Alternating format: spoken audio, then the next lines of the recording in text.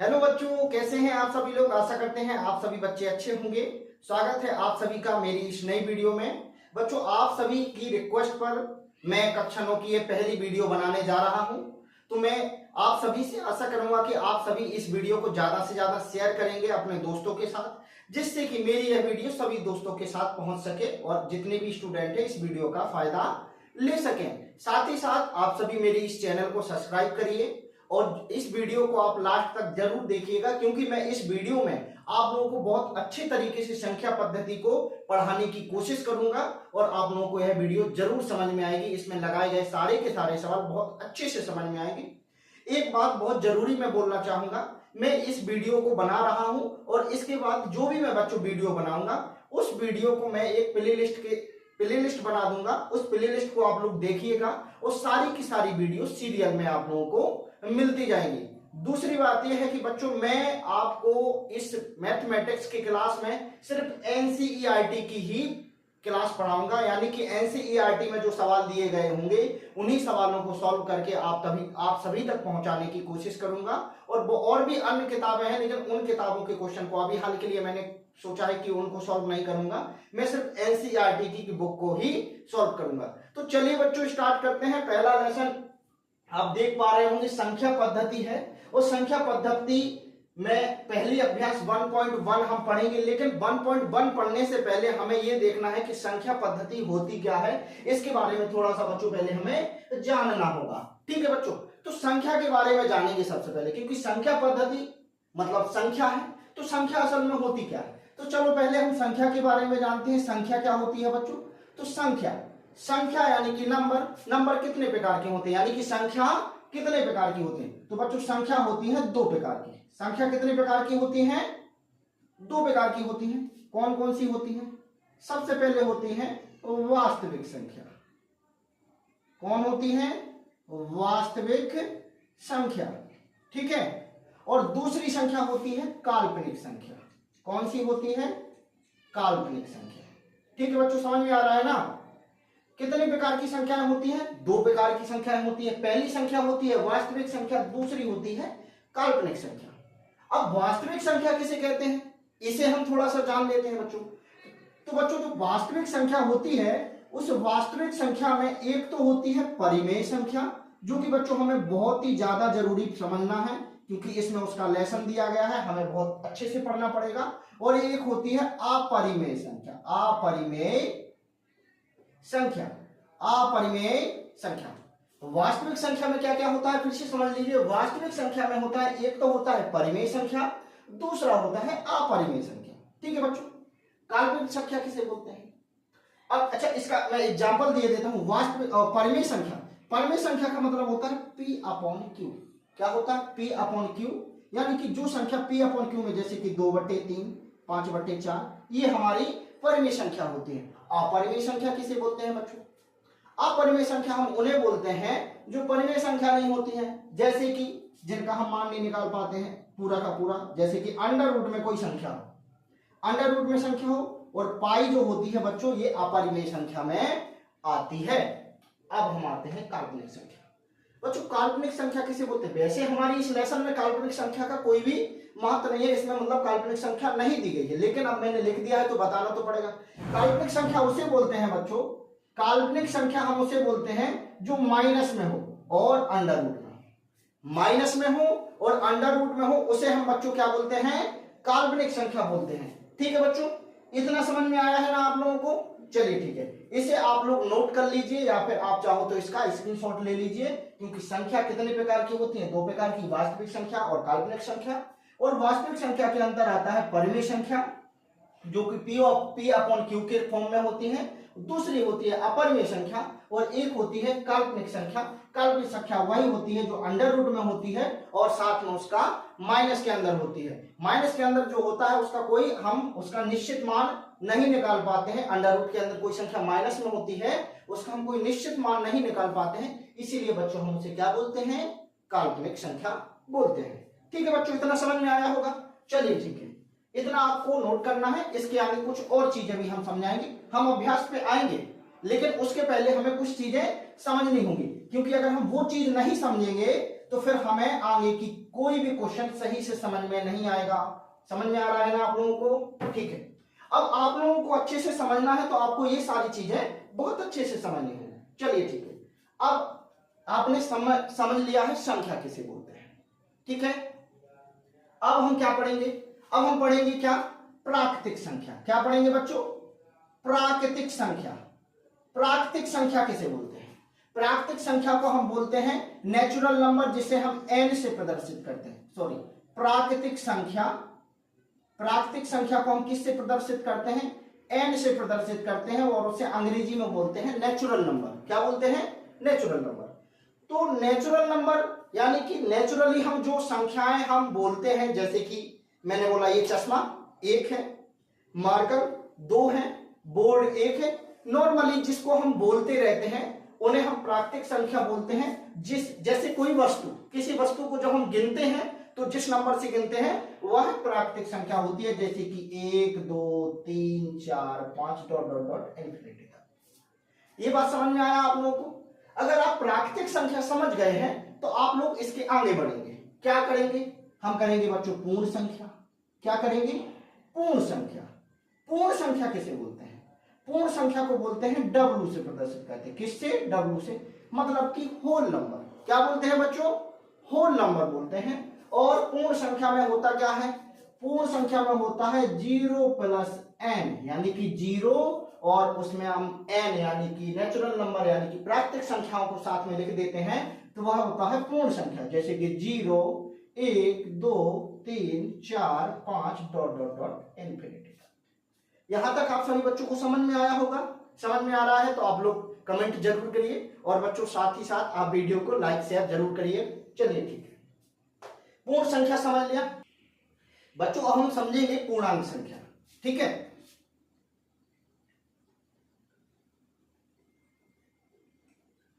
पूर्णांक संख्या किसे कहते हैं? पूर्णांक को हम z से प्रदर्शित करते हैं, और पूर्णांक किसे कहते हैं इसे हम समझेंगे बच्चों।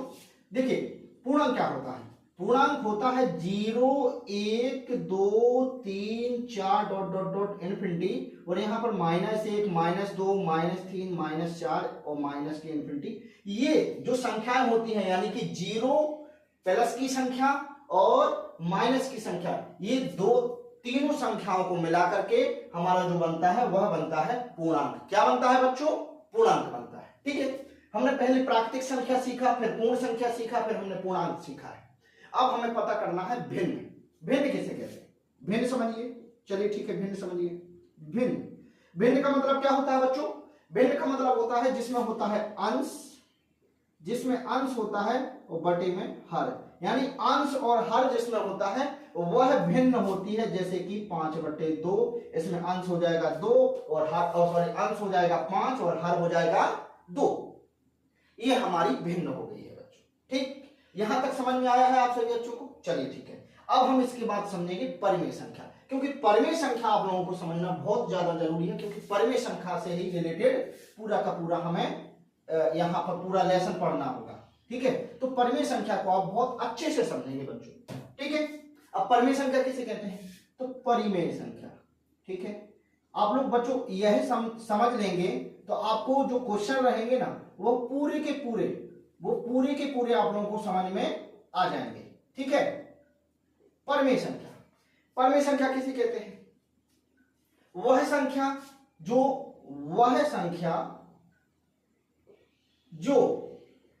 P/Q के रूप में हो। ठीक है, P/Q के रूप में हो, और Q बराबर 0 ना हो, Q बराबर 0 ना हो, और साथ में P/Q एक पूर्ण संख्या हो। क्या हो? एक पूर्ण नहीं, पूर्णांक संख्या हो। पूर्णांक संख्या हो। क्या हो? पूर्णांक हो। और यहां तक समझ में आया है? साथ में एक बहुत ज्यादा जरूरी बात है, वह जो है कि जो P और Q का HCF होगा वो बराबर 1 होगा। ये आप लोगों को समझना है। क्या समझना है? परिमेय संख्या किसे बोलते हैं? वह संख्या जो P/Q के रूप में हो, Q बराबर 0 ना हो, और p और q एक पूर्ण संख्या यानी पूर्णांक हो और साथ में पूर्णांक हो, क्या हो, पूर्णांक हो और साथ में p और q का जो HCF निकलेगा वह क्या निकलेगा, एक निकलेगा, तो वह क्या हो जाएगी, परिमेय संख्या हो जाएगी। अब परिमेय संख्या के उदाहरण दिए देते हैं। उदाहरण क्यों होते हैं, 2/3, 5/4, 7/5, यानी कि p अपॉन q के रूप में ये हमारा लिखा हुआ है। जीरो भी हो सकता है, ठीक है, 0/1।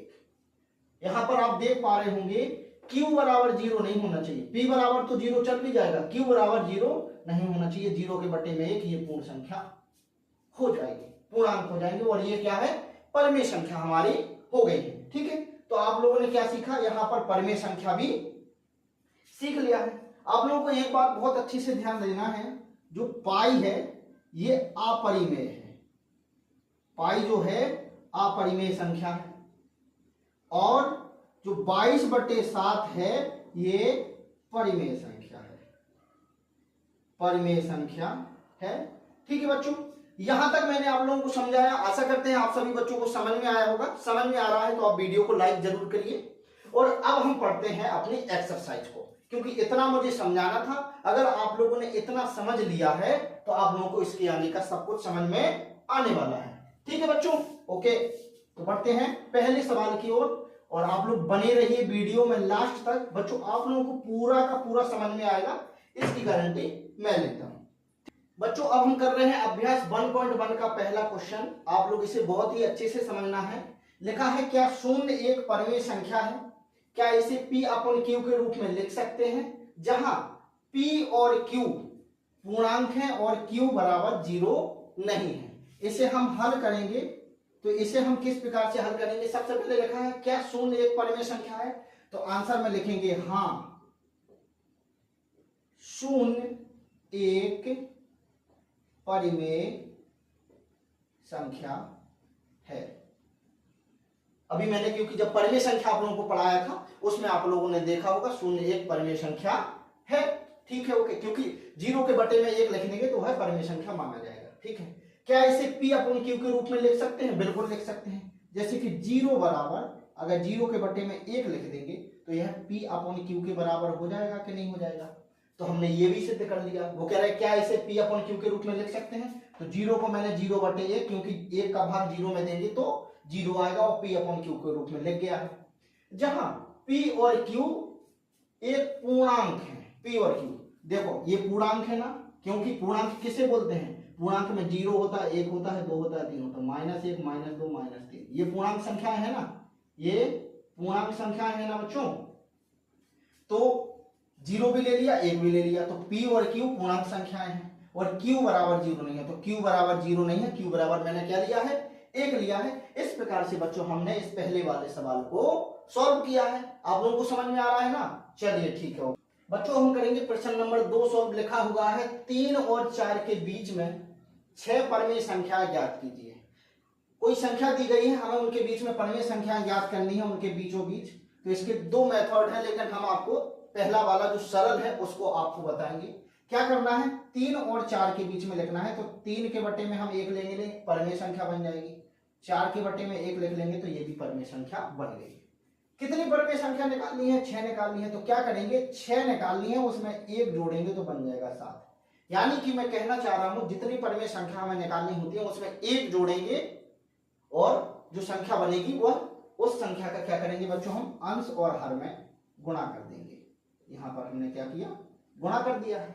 ठीक, जब गुणा करेंगे तो ये बन जाएगा 7 × 21 बटे में 7 और ये बन जाएगा 7 × 28 बटे में 7। मतलब कि अब हमें इन दोनों संख्याओं के बीच की हमें जो संख्या निकालनी है वो संख्या बनेगी हमारी 6 संख्याएं। ये क्या हुआ, ये हुआ कि अगर वो 5 बोलते तो हम 5 + 1 करते, अगर 4 बोलते तो 4 + 1, यानी जितनी परिमेय संख्या निकालनी होती है उसमें हम 1 प्लस करके गुणा कर देते हैं। अब संख्या क्या बनेगी बच्चों, 21 है तो बनेगा 22/7, 23/7, 24/7, 25/7, 26/7 और 27/7, क्योंकि 28/7 ऑलरेडी लिखा है। तो 1 2 3 4 5 6 बच्चों हमारी कितनी परिमेय संख्या बन गई है, 6 परिमेय संख्या बन गई है। और ये हमारा क्या हो जाएगा बच्चों, ये हमारा आंसर हो जाएगा। ठीक है, अब देखिए प्रश्न नंबर 3। लिखा हुआ है 3/5 और 4/5 के बीच 5 परिमेय संख्याएं ज्ञात करना है। यानी कि जो दो संख्याएं हैं इन संख्याओं के बीच के भी हमें कितनी 5 परिमेय संख्या। देखिए इसमें सिंगल सिंगल रखा था तो बटे में 1 लगाया, इसमें ऑलरेडी 5 लगे हुए हैं, तो वही करना है। क्या करना है, 3/5 लिखा है और 4/5 लिखा है। कितनी परिमेय संख्या निकालनी है, 5 निकालनी है, तो लिखेंगे 5 + 1 = 6। ठीक, और इस 6 का हम ऊपर और नीचे यानी अंश और हर में गुणा कर देंगे। हमने गुणा किया, बना 6 × 18, 5 × 6 = 30, 4 × 6 = 24, 5 × 6 = 30। अब ये दो संख्याएं बनी हैं, इन दो संख्याओं के बीच में जो हमें परिमेय संख्याएं निकालनी है, तो क्या होगा, 18 के बाद 19/30, 20/30, 21/30, 22/30 और 23/30, क्योंकि 24/30 ऑलरेडी है। तो 1 2 3 4 5 ये हमने बच्चों 5 परिमेय संख्याएं इन दोनों के बीच में प्राप्त करी हैं।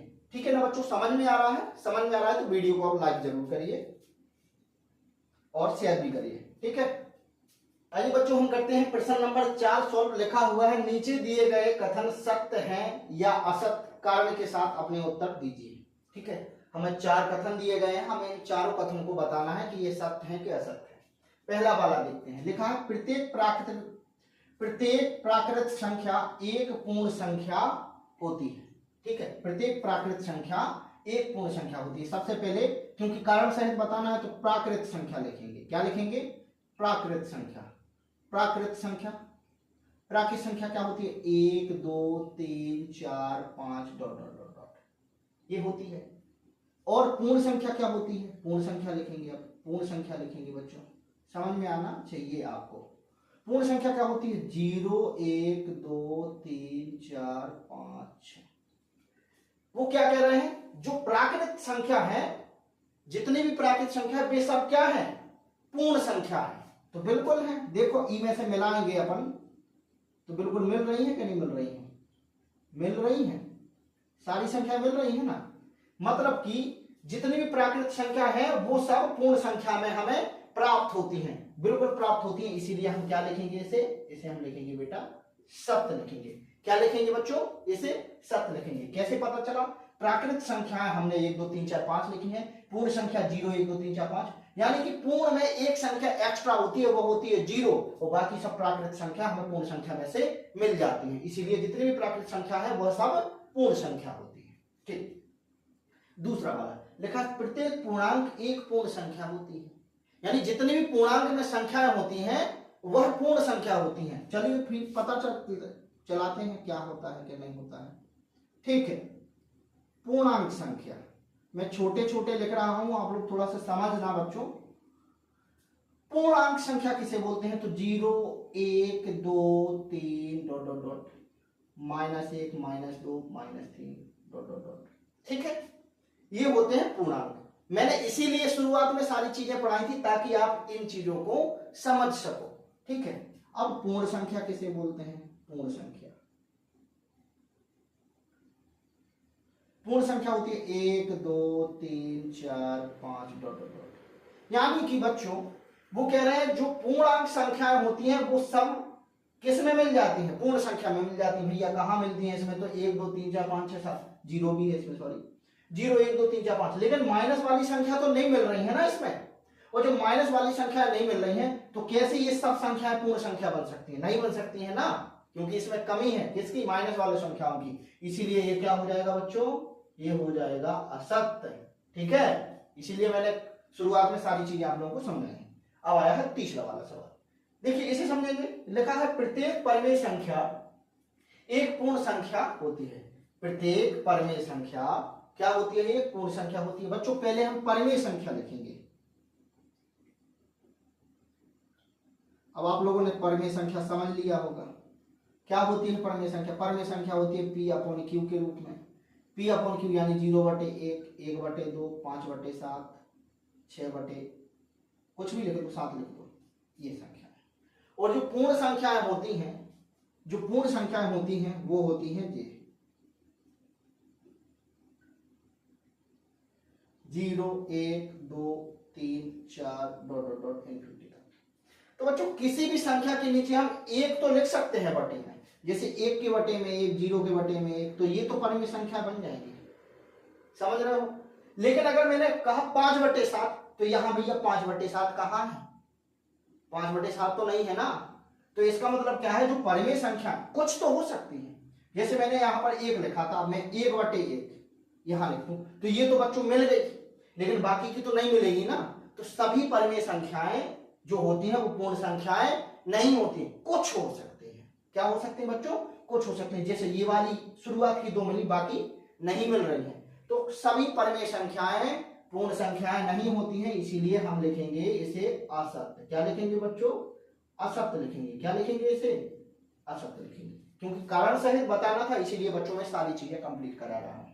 अब लिखा प्रत्येक पूर्णांक एक परिमेय संख्या नहीं होती है। प्रत्येक पूर्णांक एक परिमेय संख्या नहीं होती, पता करते हैं ना। तो पहले पूर्णांक लिखा मैंने,